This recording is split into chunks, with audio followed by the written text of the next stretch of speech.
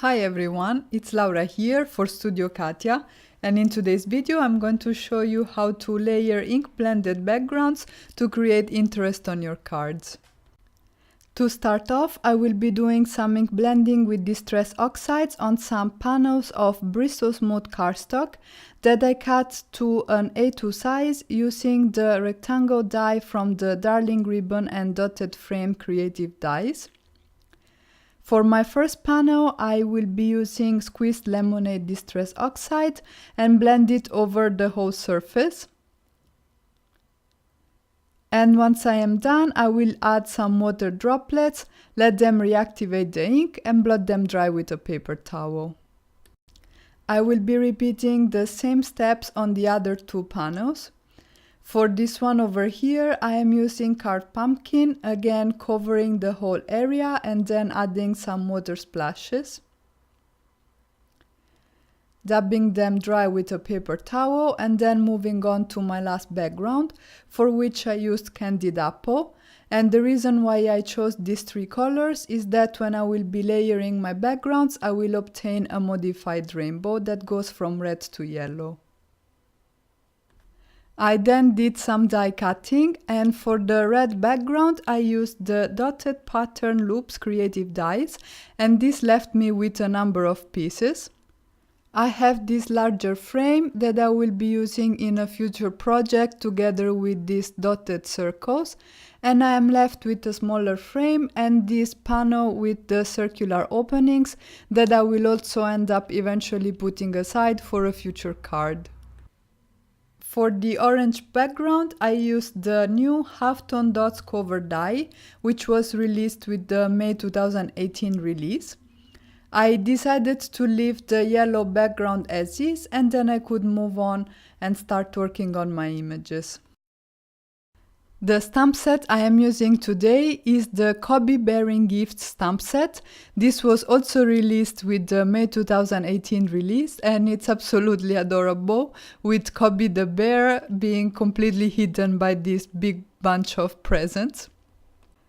I decided to do some coloring with my Prismacolor pencils, so I stamped a bunch of images with Memento Tuxedo black ink on some Bristol Vellum cardstock by Strathmore, and then I started coloring them in.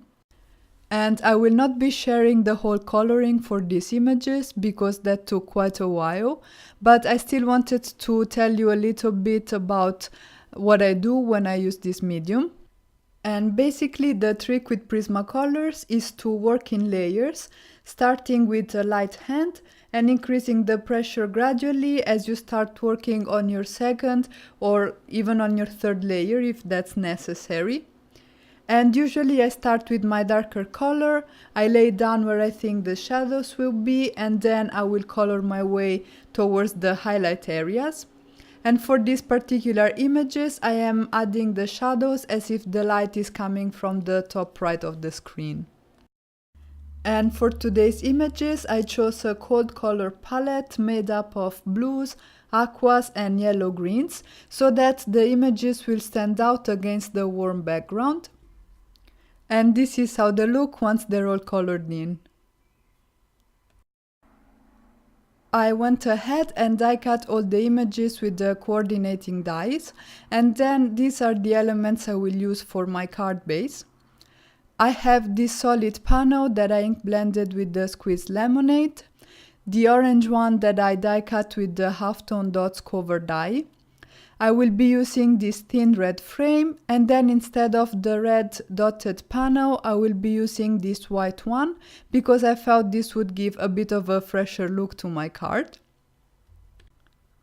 And now all I have to do is to put all the elements together. I am starting by adhering the orange panel to the yellow background, and then I will be adding the red frame on top. I am using liquid glue so that I have some time to move things around and get them positioned exactly as I want. And then I decided to add some more dimension to my card by cutting another panel out of some white cardstock using that same Dotted Patterns Loop Creative Dies by Studio Katia and stacking it on top of the one that I already have. And then I can go ahead and adhere this to my card base. And you can see how layering these two circular patterns adds a lot of interest to the card. And now it's time to add the images to this fun background. So I started off by gluing the balloons on the top right of the card, tacking the strings behind one of the circular openings. I used some foam squares to glue the image with Kobe to the card so that it would stand out even more, and then I scattered the images with the presents and the letters on the background, tacking them behind the circular openings.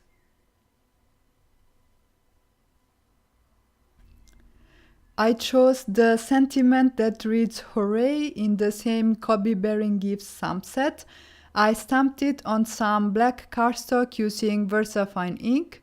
I coated it with white embossing powder and then I melted the embossing powder with my heat tool. I cut the sentiment in a thin strip and I adhered it to my card base using some foam squares.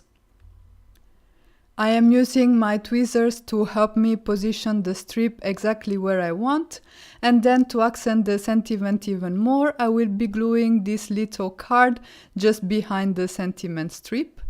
And then I can move on and start decorating the inside of my card. I used the Happy Birthday sentiment in the same Kobe Bearing Gifts stamp set, and I stamped it on the center of my card using Memento Tuxedo black ink. I used Memento Dewdrops in Teal Zeal to stamp the presents on the bottom left of the card, and then I used Memento Dewdrops in Pear Tart to stamp the balloon next to the sentiment. I then adhered the card front to my card base using some double-sided adhesive and my desk to help me position them correctly, and that finishes off my project for today. And that's it for today. I really hope you liked this card and I hope I inspired you to create with the cute Kobe Bearing Gifts stamp set. You will find a list of all the products I used in the description box down below as well as on the Studio Katia blog. And if you haven't already, subscribe to the Studio Katia channel for more inspiration from the design team. Thank you all so much for watching and have a great day.